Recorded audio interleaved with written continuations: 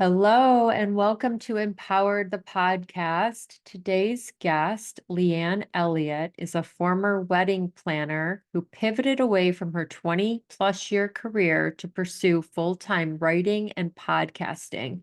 In the process, she has become a certified intuitive Reiki practitioner. She helps clients uncover deeply held limiting beliefs and identify untapped purpose. Leanne now uses her writing, podcast, and Reiki practice to share her insights on midlife, finding purpose, and the transformative power of letting go to create space for what is truly meant for you. I am so excited to talk to Leanne today and share this conversation with you. Leanne is currently writing a book about midlife reinvention from her home in Santa Ynez, California, where she shares life with her husband, 3 children, 2 cats, and a flock of beloved hens. And you can read and listen and learn more at leanneelliott.com. Welcome, Leanne, to the show. Thank you for being here. I'm so excited to talk to you. I love what you're up to. Thank you, Linda. I'm so excited to be here. Yes. Oh my goodness. Pivoting from midlife crisis to midlife awakening. Tell us a little bit about that. Yes. Well, about 3 years ago, I was approaching 50 and I was trying to figure out how to not do midlife with a crisis. I really didn't want to do it the way our parents' generation and grandparents' generation had done it. But I was feeling that angst. I was feeling that longing for change. I was feeling that feeling of being fed up. And I really wanted a career change, but I'd spent decades building a career as a wedding planner. I finally was an expert. I'd arrived to a place in my career, and then I was like, but I don't want it anymore. And there was a lot of judgment around that desire to change, pivot, reinvent. But I'm a bit of a risk taker. So I decided, let's just go for it and see what happens. And I did. I left my career and I went into a really deep dive around what do I want the second half of my life to look like. And I was surprised at what I was met with as a culture as an answer to that question. Like, how can I do this better? And what I was offered was expensive creams, hormone treatment, therapy, not really an internal journey around how to do midlife. And so I decided I was going to try and figure that out on my own. Like I was going to create my own journey around finding what it is that I really wanted to do with all of this wisdom I'd gathered over the first 50 years of my life. And so here I am 3 years later, but the outcome of that, it's still unfolding. It's That's been awesome. such a fun and beautiful journey, but I did launch a podcast. I have a blog, and I became a Reiki practitioner. And now I'm helping other women to find that answer for themselves. Oh my gosh, I love that so much. So much. So what made you go into the Reiki energy healing? hmm Well, one of the that honestly, Reiki was one of the reasons why I started to feel that a transition was necessary out of the career I was in. Wedding planning is very intense. It is a high stress, high demand industry. It's 24/7. There really isn't a downtime. And I could feel my body falling apart. I was under a lot of pressure and I didn't know how to really rest. I was the doer. I've always been a doer. I think a lot of us can relate to, I have Yeah. 3 kids at home and a career and you just do. There is Yeah. no It's the off. program too. Yeah. But I was falling apart. I had chronic TMJ, I had anxiety, I wasn't sleeping well, I had chronic hot flashes, all of the ways that it felt like my body was falling apart. And somebody in my area was offering Reiki and I saw it advertised and I was like, I think there's something there. And what was interesting about my journey through Reiki that first year I did it, it was actually the September of 2020 that I started because I'd had enough time during the pandemic to realize how unwell I felt most of the time. Mm-hmm. I did not realize how much I was operating in a place of feeling truly unwell. So I went to Reiki and started feeling good. And Reiki, if you don't know what it is, it's a Japanese modality of energy healing. And we have a body that we often think of as the thing we need to pay attention to when we want to get healthy. We eat better, we sleep, we drink more water, we take walks, we exercise, but we forget we actually have an energetic body, and Yeah. we are energy. It's literally our life force. And so when we neglect our energy body, it can have effects on our physical body. Our physical body can be ill. Well, what was happening in these energy sessions was that I was active, my energy was being activated, and I started to feel good. And I just wanted to stay feeling good. It would last for like 3 or 4 days and then start to fade. So I'd go back and have another Reiki session. And I was like, how can I just stay in this space of feeling good all the time? And it really was about my energy field. And Mm. this is when I started saying, well, what is making me feel unwell after 3 or 4 days? And I started laying those things down, and I started cleaning up my life around those things. And in the process, I thought, wow, this is really profound work with Reiki. And so I ended up being certified in it, and actually um, having it be part of my career now. Oh, that's incredible. I love it. I'm all about healing and bringing healers to the podcast and these powerful conversations, empowerment. Like you took charge and you didn't feel well and you knew that you needed a change and all the things. And then, um, yeah, I truly believe we're spiritual, energetic beings having a human experience, and it's all energy and frequency. And it's just incredibly powerful when you start operating from that space of my energy. And I love this letting go, like that you learned how to clean these things up that were not feeling good in your life and you were letting stuff go. And you want to talk on that a little bit about what kinds of things you had to let go of to create space and Yes. Well, for me, in naming what I wanted, I had to name what I didn't want. mhm, I needed to really get clear about what wasn't working for me anymore. And that is a really difficult internal process, because we have to get honest with ourselves. We have to get quiet with ourselves and ask hard questions, and then be okay with the answer. mhm, Because a lot of times we design our identity around the things we do, who we are to other people. It's all outside of ourselves. And I have to do this because I'm the daughter, I'm the wife, I'm the mom, I'm the entrepreneur, I'm the lawyer, whatever. Just plug in whatever title you want there.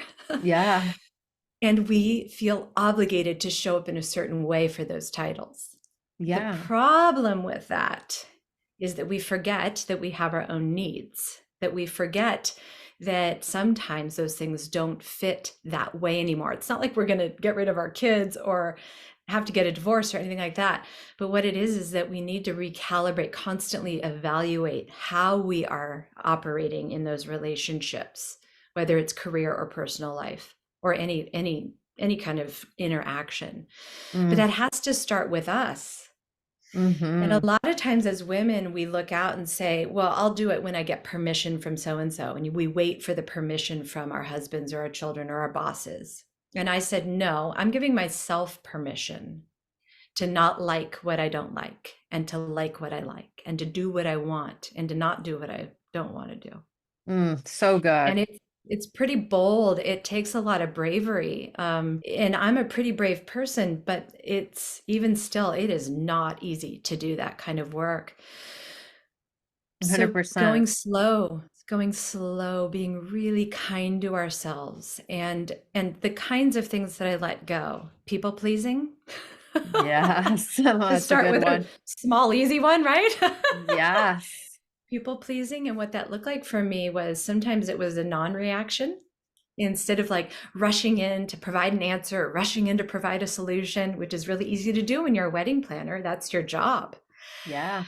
It was taking a beat and saying, I need to think about that. Let me get back to you. Um, Mhm. so I started developing what I call sacred yeses and sacred nos. And Mm. actually, Brene Brown talks about this. She has a ring she spins 3 times before she answers, to make sure she doesn't answer out of obligation or fear. And I had something similar to that, where I would pause, breathe, and then if I didn't have a clear answer, I would wait. And for a doer, waiting is like, feels like death. But what I found was when I waited, I got off the phone call, I didn't send the text, I didn't send the email. I allowed time and thought. I got quiet with myself. I got really clear about what I wanted. And so then I could answer a yes or a no or a maybe out of a very clear sense of what I wanted. I love that. And having a sense of what we want, oh, we ourselves have a lot of stigma around that. Yeah, We judge ourselves for knowing what we want. And I'm here to say that is where we have to start, is knowing what we want and honoring what we want. And so if I'm going to let down my friends who are gathering Friday night, even if it's to celebrate somebody's birthday that I love, but I cannot show up in a way that serves me first because I'm tired or I need to cry or I need to go for a walk or I need to be alone or yeah, I need to go do something else.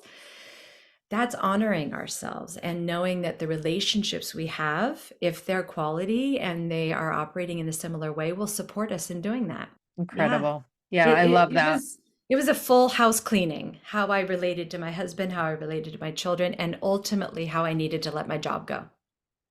So good. Yeah, these are all foundational things. I mean, so many women don't even know what they like to eat because their whole lives, they don't know anything that they like because their whole lives have been serving others, the kids and the husband and the job. And they just, I meet them all the time. Like there's one at my Course in Miracle study group. She loves to share how she just did everything she was told everywhere. And she literally doesn't know what to do. She's retired now, so she gets to do all the things that she wants to do, but it's all just finding yourself and knowing, what do I like? So I love that so much. And so did you start getting into the self development arena? Is that you started reading Brene Brown and things like that? Is that how you kind of started? And then the Reiki and it just kind of all came together for you? Is that how you were able to learn about the people pleasing and codependent or whatever it was that you were? Yeah.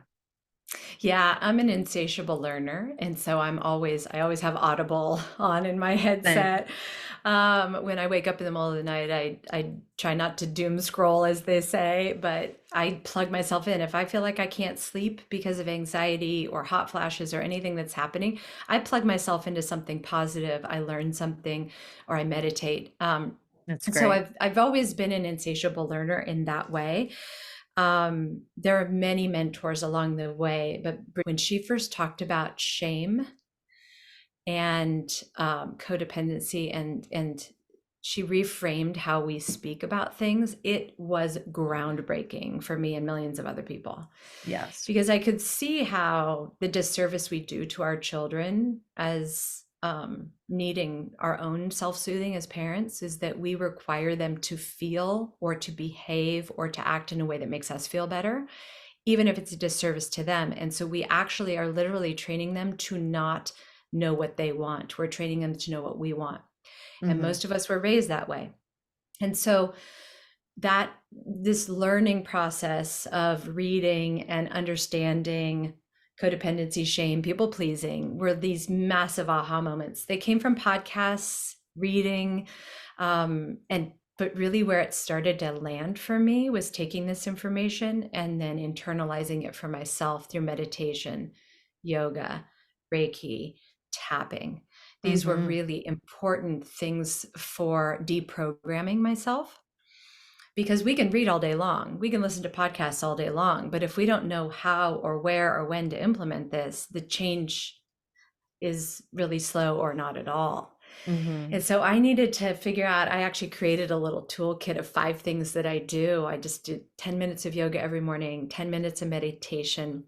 When I feel myself spinning or too much in my head, tapping, EFT tapping, which really heals the nervous system and gets you centered again. I do tapping. Um, yeah, it's so powerful. Rest, play. These are all things that are so important to us, connection with nature. So I have a toolkit, free, easily accessible, walk around the block, tap when I need to. And what happened when I started going to my toolkit every day, just unapologetically, 3 a.m., 3 p.m., it didn't matter what time it was. I needed to come home to myself and get centered again and not spin out. What started to happen was I was healing. Yes. No big surprise. And somebody commented yesterday, I really need to learn to love myself. And the way it was framed was a very much from a doer mind. Mm-hmm. And I would like to challenge that loving ourselves is not a task on our to-do list, but rather a habit of our daily lives. So, do I need more water? Do I need to go to bed earlier? Do I want to eat that bread? Yeah, go do it. If you feel it, if your intuition is saying, I need that, that is self love. And what is the miraculous thing about self love is that we don't have to then tolerate the things we don't like about ourselves. The things we don't like about ourselves actually start healing, and we become somebody genuinely that we like. And so it's not a matter of like, I guess I need to love myself. It's like, I'm going to love myself. And then you become somebody you love. Mm-hmm. And so this integration, it can look different for everybody. It can look different, but it really starts with us and finding those tools that work for ourselves, whether it's meditation or not. And meditation can be a walk in the park. There's lots of ways we can still our minds. But really, it came down to showing up for myself every single day in some small or big way, and just being consistent with that. Yeah, I can listen to you all day. Like you are speaking my language. You are literally speaking my language and it's like medicine to the soul. I mean, I Oh, love what you're saying. It's all the things I stand for that I've been this journey that I've been on. And you're right about the self-love and the one thing that's I'm diving deep into right now with Jamie Kern Lima's new book, Worthy, is worthiness, because you can be confident and you can, show up a certain way and achieve certain things. But if you don't have the worthiness, if you don't feel worthy, you're going to sabotage yeah. and you're not going to, yeah. So that's a giant thing that I'm dealing with. But tell us a little bit about your podcast and the name of it. And also, I love that you're an insatiable learner. I am too, and that you were a doer. And you're like, what is your astrology sign? I feel like we're both the same. Or are you a what? I'm a Scorpio, Okay, Scorpio. And your and human my design human design is, what is it? Generator. It's the gosh. testing generator. I'm a Yes, thank generator. you. Oh, you're Manifesting manifesting. generator. So Oh, I'm wow. just ideas, ideas, ideas, ideas. Nice. Um, Yeah. in answering your question about my podcast, I'll answer that through that question, that Sure. beautiful thing you said about worthiness. I had so many, what was making me ill was all the longing I had in my heart for doing something bigger. And yet I kept volunteering to hide in my career. It was a very skilled hiding because I was actually in charge. I was actually the one with the clipboard and the answers. However, that was actually a smokescreen for me because while I felt a satisfaction in saving the day and helping people create these beautiful memories, it was actually me hiding behind what I'm here to do, truly. So, one of the first things I tackled when I went on sabbatical and decided to reinvent was, what do I feel worthy of doing? And again, this goes back to not waiting for permission from other people, but giving ourselves that permission slip. I think Elizabeth Gilbert writes about giving ourselves a permission slip in Big Magic, and that is exactly it. Is that we don't wait for other people to tell. Nobody's going to come knocking on the door saying, "We think you would be a great podcast host. Here's a Right. production budget and an editor." So what I did is I said, I think a podcast would be amazing. I would love to speak about the reinvention, the steps of reinvention, how we can do that in our careers, in our personal lives, in our relationships. And so I was like, podcast sounds fun. What would you talk about? So there was the topic list. It just fell out. And I was like, well, who would you talk to? Because I felt a little worried about like being the only person talking. again, worthiness. Mm-hmm. So I was like, let's just interview people you love and know that are professionals. So I called up a bunch of people I knew and loved, and I was off and running. I didn't know a thing about how to do sound. I didn't know how to edit. I had somebody who came forward because I felt so passionate about it. She volunteered to teach me. So I had like Nice. somebody, a sound editor that taught me how to do my editing and everything. And I was so lit up. I was so lit up by this process of bringing a podcast into the world that I was like, I don't even care if I make any money on this thing. I don't care. I don't even know. It doesn't matter. I just love what I'm doing. And really, the first step to that was feeling that I was worthy to do it. It was terrifying pushing Yeah. publish on that first one because it's so exposing. And here I was showing up fully as my full self. But I'll tell you, there is nothing that makes you happier about getting up in the morning and more and worth living your life than stepping into your worthiness and your purpose. And the gateway to your purpose is through deciding what you're worthy of. And so that's how the podcast came into being. It's called You're Up First, Youre.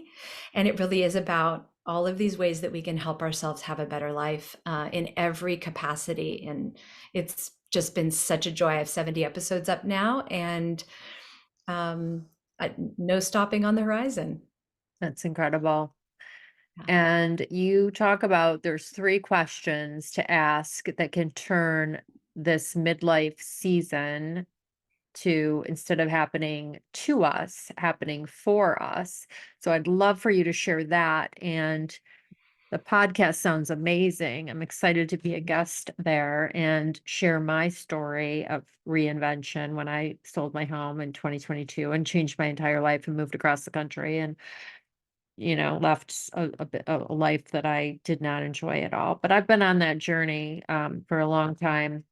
Started with a health condition in 11 and 12 that was my spiritual awakening. So yeah, there's always an underlying blessing from every perceived to be negative situation. absolutely. So Yeah. yeah, Really, I see all of these. We're not meant to suffer. I'll start there. We're not meant to suffer. And the suffering is actually an invitation. It's just a messaging system through our body, our emotions, our mind that says something needs to shift. And we love to ignore it and we love to numb it and we love to just push through it. And really, it will just keep getting bigger until we pay attention to it. And sadly, sometimes that turns into disease or dysfunction or, all kinds of awful things that we can actually avoid if we just step in to that place yeah. um, of what is the suffering trying to tell me? And from that, really three questions landed for me that helped me redefine the second half of my life. I had a lot of judgment, as I mentioned, around what I wanted to do. And so instead of saying, who do you think you are? I started asking myself, well, who are you? Who am I? And in answering, who am I? It's, well, I'm somebody who shows up. I am somebody who has integrity. It's not who am I to other people, it's who am I fundamentally in my core as a human? What are the gifts I've been given here to use and to share? Who am I? And that is a really profound and powerful question to Yeah. ask ourselves. And then When we you, have to be okay with the answer. yeah. Now, when you say judgment, you've said it more than once. Is it self-judgment that you're speaking of a lot of the time when you say that? Is it your self-judgment? Like when you, Yes, yes, we do judge ourselves more than we realize. We can have a thought and then immediately dismiss it. That's a judgment. And there's lots of ways we could probably define it. Um, judgment comes from fear, and absolutely. it's fear of exposure, fear of change, fear of being, Success, everything. Yeah. yeah, it's fear of Fear. a lot of things.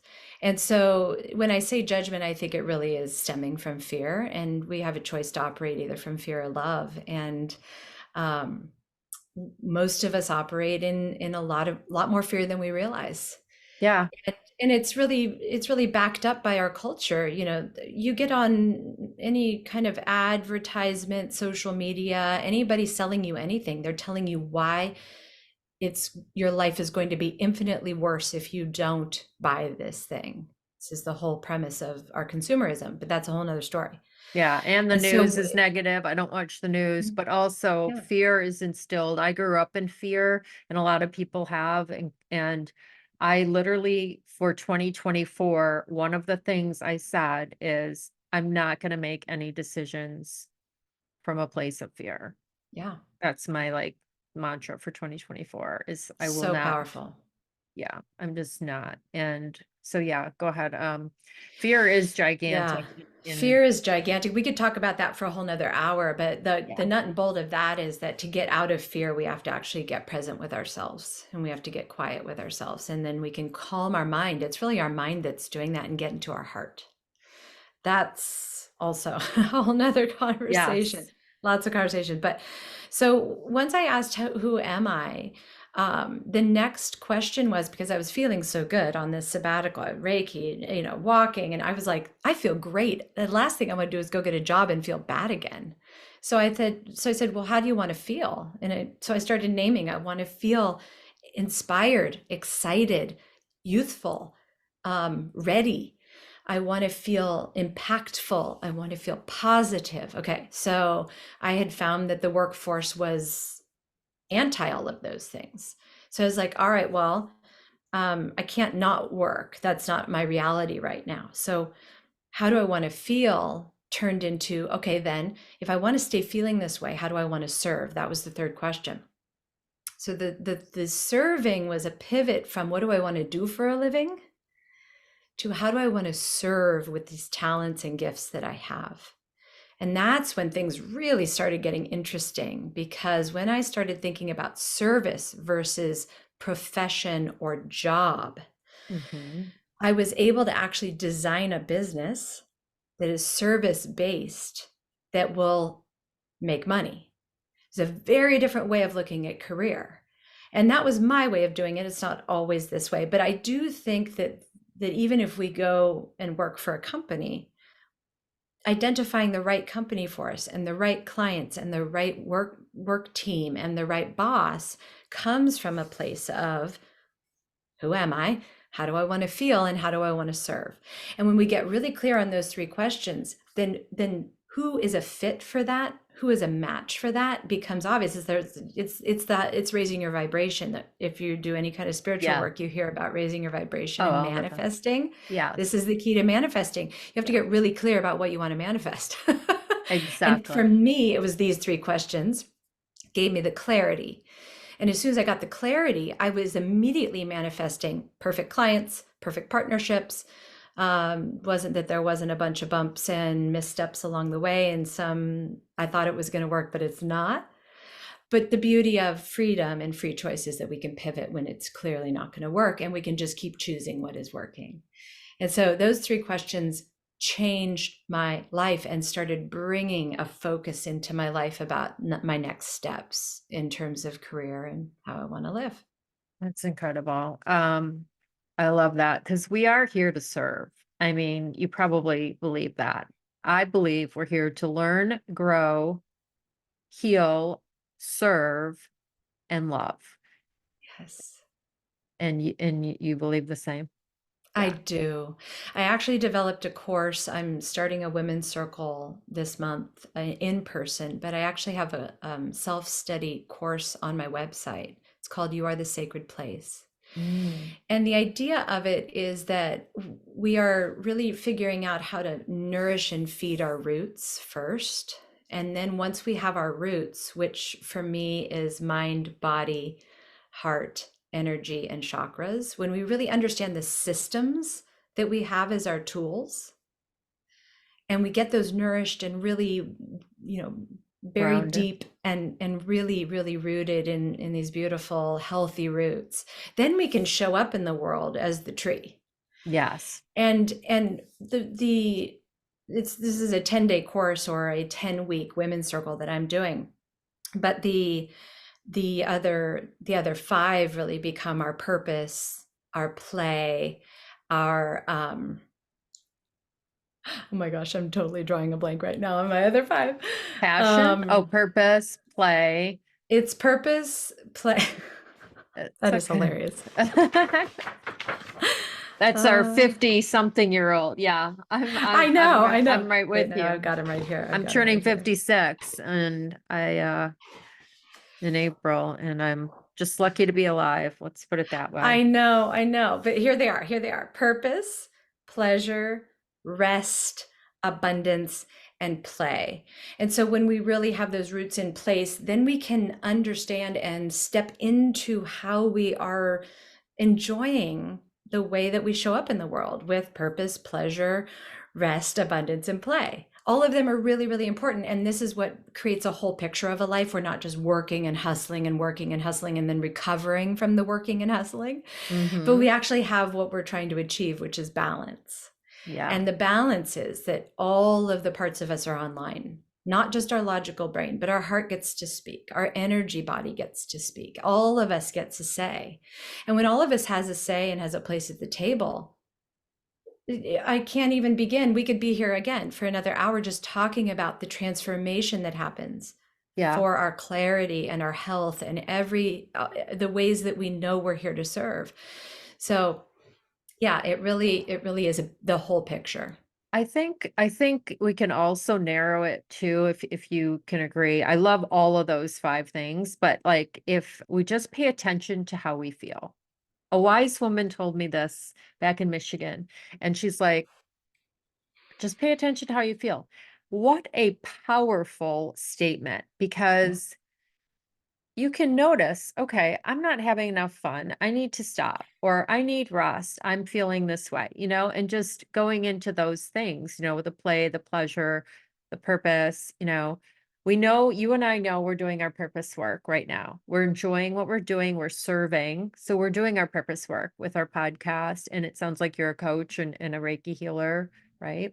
Yeah. And, I was looking at your website. I was super impressed. You look amazing. I'm like, I need her. I'm going to hire her. I mean, literally, the divine brings me. I kid you not, Leanne. Every guest on my show is like someone I need.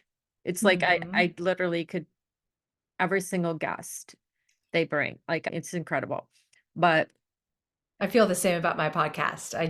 It's like this divine timing with guests. It's pretty cool. it's so cool. And the other thing is what's so wild is like 3 years ago, back in Michigan, struggling in my real estate business, struggling, in different ways, and having someone have told if someone had told me 3 years ago, you're gonna be living in Florida, you're gonna have a podcast, I'd be like, what? What's a podcast?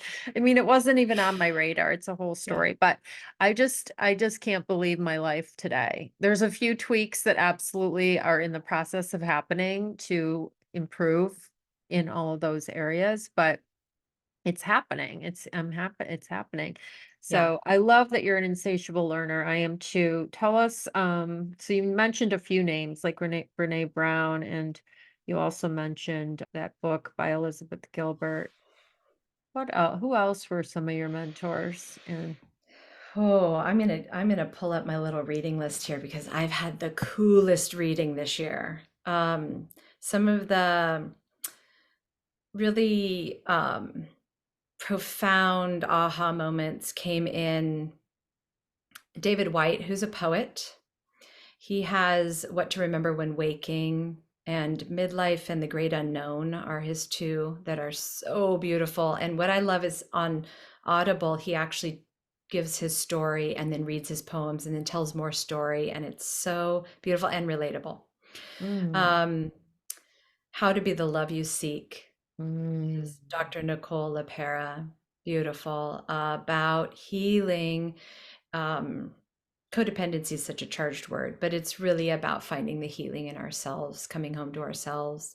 In Deep Shift by Valerie Gangas, she talks about what it looks like to be in transformation because it sounds wonderful. We all want to do transformation and heal, and oh, but it is messy work. yeah, It is messy, messy work, and the relationships can get messy. Relationships can fall apart.